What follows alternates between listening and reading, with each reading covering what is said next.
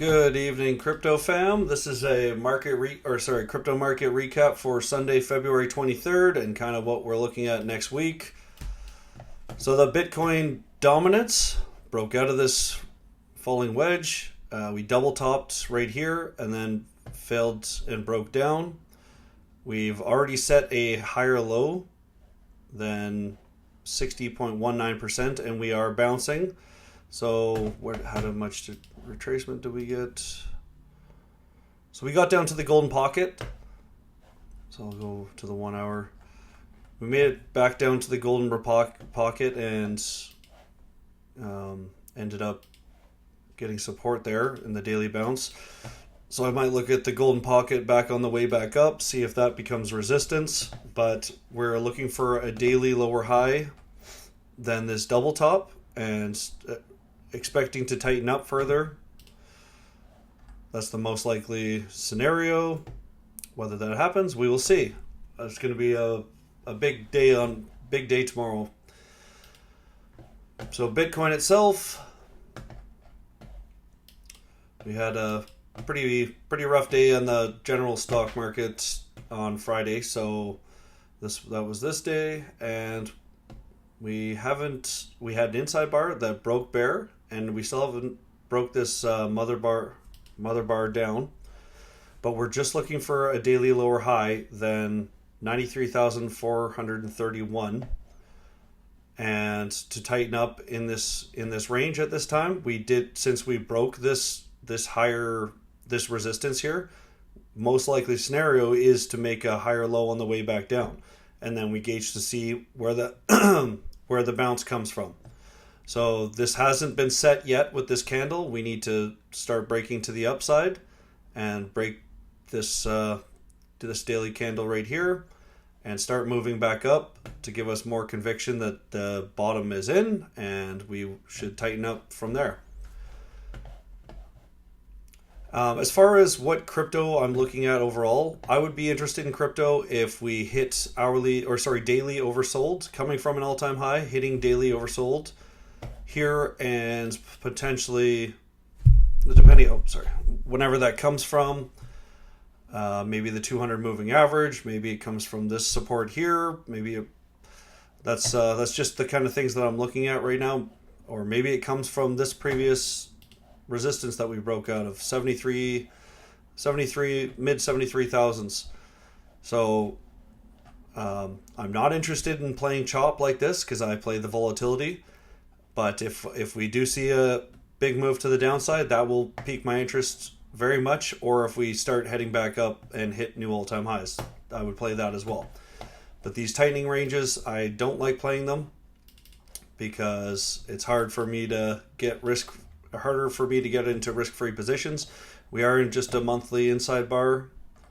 We haven't even started monthly consolidation yet. We are due for it. We have a lot of room we did start monthly consolidation on this candle. My apologies. It's not confirmed that it's set though. We are just we've made enough room for a lower high now on when this weekly starts bouncing. That could have been set with this little inside bar break. That's a potential, but just looking at a head and shoulders now as far as Bitcoin goes. Potential head and shoulders. Ethereum, same thing essentially, but a monthly head and shoulders, and we just haven't even made a new all-time high, so that puts it weaker than Bitcoin. Now we're just seeing how the right shoulder pans out, what happens there. We haven't broke out of this mother bar yet, so nothing changes until that happens. XRP in this daily equilibrium still. We're at risk of losing it. That was kind of a small bounce. We haven't actually fully. I guess we did. 206. Yeah. We did break above this previous candle, but not real follow through. So we are at risk of rolling over now. yeah, we just got this equilibrium to look out for. Then we're looking at this support, and then we have this to look out for afterwards. But yeah, we're not changing any real trends here on XRP. We are seeing continued from this big move down. We saw a lower high, and we're continuing, looking like we're trying to continue our daily downtrend. Litecoin was strong, bit of a fake out, and now we're just bear flagging on the day, right at the 12 moving average. So we are still at risk of breaking down on Litecoin. Just kind of a 4-hour equilibrium at this time, looking for a 4-hour higher low, and we'll see what the way this breaks tomorrow or this evening even. Hype was a strong name. Now it's kind of lacking, but we're just in a weekly inside bar. We're right close to the supports for that. We want to hold it. I guess, yeah, we technically did shift into a daily downtrend, but we still have weekly support right here, and we need to hold this and start bouncing now. That is the more likely scenario, but we could just see a weak bounce happen here and just roll over as well.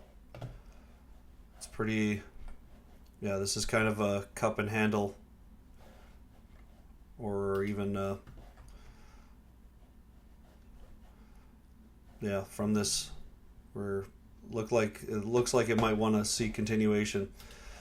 So it's up to the bulls to start proving themselves and defend this double inside bar. Otherwise, we are looking back down to these lows, and we're putting ourselves at risk of changing the weekly trend to bearish, which wouldn't be ideal considering we were setting up a potential weekly cup and handle. BNB just in a weekly inside bar right now. Tightening range. Looking for a daily. Actually, this is still an inside bar. We technically haven't confirmed the daily lower high yet, so we're just at risk of losing, or going into daily consolidation right now. But yeah, we're just looking at this like a equilibrium. We have room to make a higher low.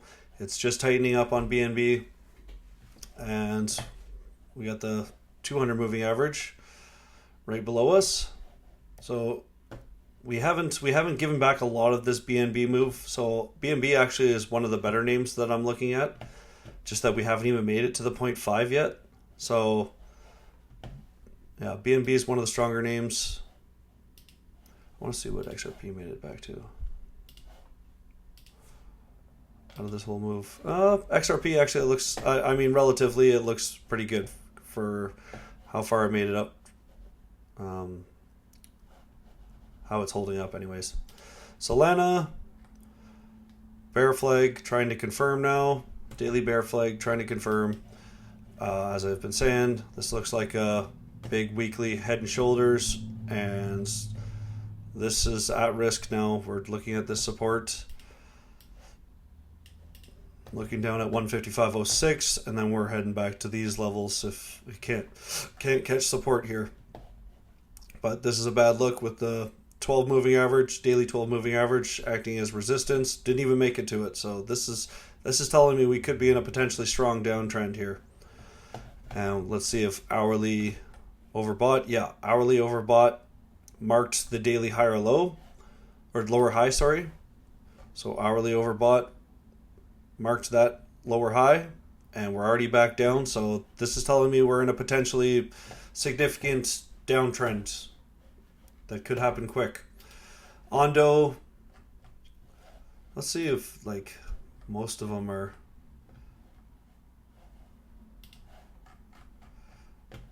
Yeah, weak bounce on Ondo, broke through this support, kind of just almost back tested it and heading back down. Ondo looks weak as well, looking at the panic low there.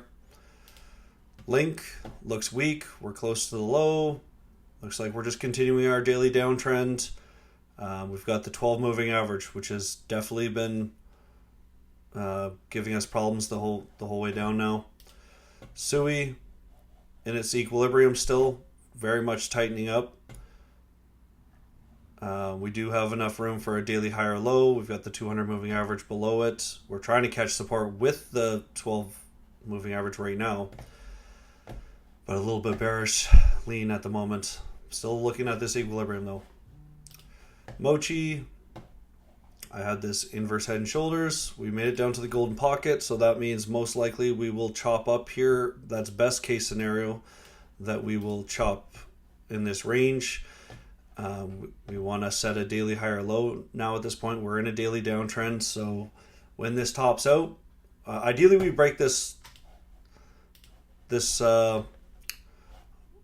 high right here, and that would give us more conviction that we should see a higher low on the way back down.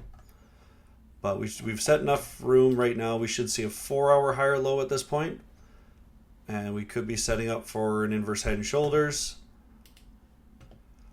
But Mochi is looking okay. I mean, overall, big picture, it's got so far to go to actually make new all-time highs. But